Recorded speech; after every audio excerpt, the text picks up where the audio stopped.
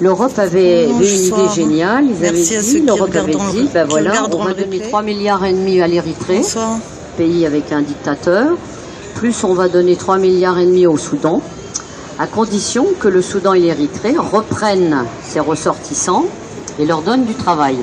Je veux dire, qui peut croire que les dictateurs ils vont se servir de cet argent pour aider les leurs? Donc ça, c'était une idée européenne, ça avait fait un peu du bruit, mais dans un milieu assez confidentiel. Donc ce qu'on peut penser, c'est que l'Italie ayant commencé, donc le ministre de l'Intérieur a déclaré qu'il y aurait d'autres départs, donc il va y en avoir d'autres. Il y a par contre dans des villes où les pilotes se sont mobilisés, ne veulent pas que les gens montent dans l'avion. Et à chaque migrant, ils leur demandent s'ils veulent partir. Et s'ils ne veulent pas partir, ils les font descendre. Il y a eu des réactions des pilotes assez intéressantes, en France comme aussi à l'étranger. Et ça se diffuse un petit peu. Donc on est un peu dans cet état de peur, de panique et partout. Donc les réfugiés s'enfuient de plus en plus. Ils passent la frontière. Ils doivent en passer 200, 300. Enfin, c'est assez impressionnant. Donc ils passent la frontière au péril de leur vie. Je ne sais pas si vous avez eu cette information aussi. Il y a un jeune migrant qui a été trouvé tué, tombé du pont de Sainte-Agnès, un pont énorme, et un autre qui est blessé. Donc il y a une enquête de police, mais c'était sans doute pour échapper à la police. Donc voilà ce que la France fait. Je veux dire, c'est en fermant les frontières, parce que de toute façon, elle provoque, parce qu'ils sont dans un état de désespoir tel qu'ils prennent des risques énormes maintenant. Avant, c'était un peu plus, ils organisaient leur voyage, tandis que là, ils vous rencontrent et ils partent comme ça un petit peu n'importe où. Il y a des passeurs qui maintenant les laissent sur les aires d'autoroute, au péril de leur vie aussi. Il y a un passeur l'autre fois qui a été arrêté à son procès, donc il avait 25 réfugiés dans sa voiture. Quand ils ont arrêté la voiture, ils ont dû en réanimer 4-5 qui étaient au bord de l'asphyxie. Il a pris 3 ans de prison, mais pas plus. Donc il y a énormément de ça. Il y a heureusement beaucoup de gens dans les Valais qui les font passer, qui les hébergent. Et après, ils partent vers d'autres villes de France parce qu'ils veulent s'en aller. Ils veulent pas du tout rester en Italie, où l'asile c'est compliqué. Et quand ils les renvoient pas au Soudan, ils les prennent quand même et ils les renvoient en Sardaigne ou en Italie du Sud. Ou en Italie du Sud, ils les mettent dans des CIE, ça veut dire Centre d'information et d'expulsion. C'est comme ça que ça s'appelle. La plupart sont gérés par la mafia qui prend l'argent et il y a de la prostitution, etc. Enfin, en Italie, tout le monde le sait. Et maintenant, ils les renvoient en Sardaigne. Et en Sardaigne, ils n'ont qu'à la mer, donc plus difficile de passer. Donc les passeurs leur prennent 300 €. Et en Sardaigne, c'est un peu l'extrême droite qui est très présente, qui a dit que la Sardaigne n'était pas la poubelle de l'Italie. Enfin, ils sont rejetés un petit peu de partout. La France a donc décidé de continuer à fermer la frontière jusqu'au 31 décembre. On est très très préoccupés par leur situation même psychologique, parce que les migrants te disent toujours, nous on croyait que l'Europe était un pays, c'était un endroit libre. Ils comprennent pas bien parce qu'ils peuvent regarder sur internet, comme ce sont des jeunes, ils voyaient que tous les jeunes faisaient tout, et là ils sont enfermés, ils ont peur et ils ont faim aussi, donc on organise des maraudes le soir. On est obligé de se cacher parce que le maire a interdit de donner à manger, donc on est obligé de se cacher pour leur donner à manger. Enfin, c'est absolument épouvantable.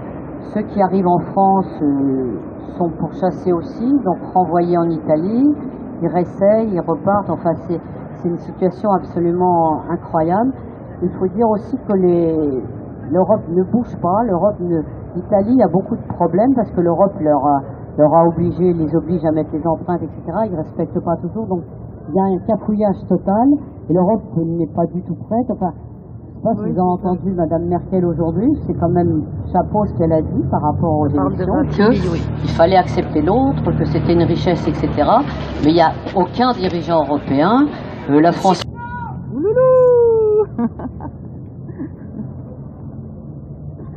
Donc, par rapport à ça, il y a pas mal de recours qui ont été faits à l'Europe, etc.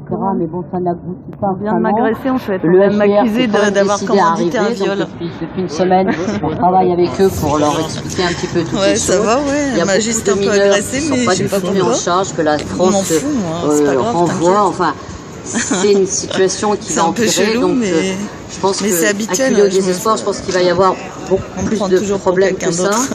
Donc on est toujours en demande, nous, de vêtements.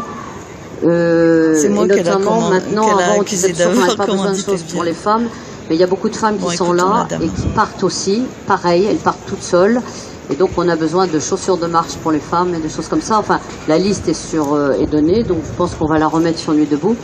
Donc on va faire une mobilisation, enfin, par rapport au pont. Enfin, on va être sous le pont où est mort ce jeune, parce que c'est quand même une victime de l'intolérance, c'est une victime de la fermeture, c'est une victime de l'Europe. Il ne faut pas laisser ça sous silence, il ne faut pas que ce jeune soit mort et que les gens soient dans l'indifférence, qu'on craint beaucoup. Et voilà, donc la situation elle est comme ça. Heureusement, l'Église les accueille. L'Église a même fait des déclarations assez surprenantes par rapport à ce qui se passe en Italie, ce qui est quand même réconfortant, mais la France, rien du tout. On a écrit au président de la République par rapport à la situation, il nous a répondu qu'il faisait ce qu'il avait à faire et qu'il allait chercher 6 000 réfugiés en Turquie. Voilà la réponse qu'on a eue, alors qu'il y a des gens qui sont bloqués à la frontière et que bon, donc tout ça est comme ça. Donc nous, on continue à faire les maraudes. Il y a quand même pas mal de gens qui se mobilisent, il y a pas mal de gens qui les hébergent, il y a pas mal de gens qui les font passer. Et on a eu quand même une bonne nouvelle parmi les gens qui font passer les migrants. On a un ami qui a été arrêté et l'avocate a obtenu un jugement qui est assez impressionnant. Le procureur a dit, a fait une relaxe totale, c'est bien la première fois. Il a fait une relaxe totale en invoquant l'immunité humanitaire.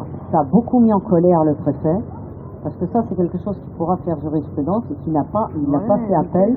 Donc il a été relâché, il continue à en emmener, il a été relâché sans rien. C'est vraiment un cas, je pense que la justice, et même, moi je rencontre des policiers en Italie qui en ont marre, quand on va donner à manger, normalement les policiers sont supposés nous arrêter, mais il y a des policiers qui disent on peut pas faire ça, je veux dire, il y a des gens qui meurent de faim, donc il y a quand même une humanité, une solidarité qui perdure, que ce soit en France ou en Italie. Voilà, donc ça c'est la situation.